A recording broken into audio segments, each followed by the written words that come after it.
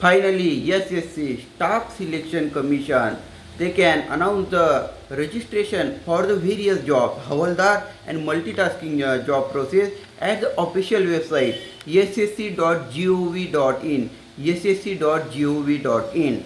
For the Havaldar post, there is around 1000 vacancies. 1000 vacancies. The interested candidate, eligible candidates, apply the last date up to 24 July. 24 July last date of application, and the examination is held on September month. There is a nominal fee around 100 rupees, and the age limit for the Havaldar post is from 80 to 27, age, and for the other post 80 to 25, but there is a concession given for the some reserved candidate. Check this concession, there is concession given.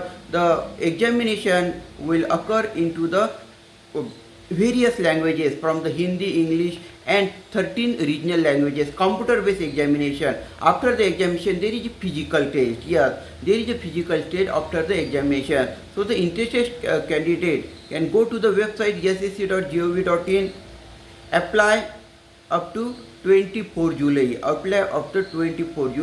Share this detail.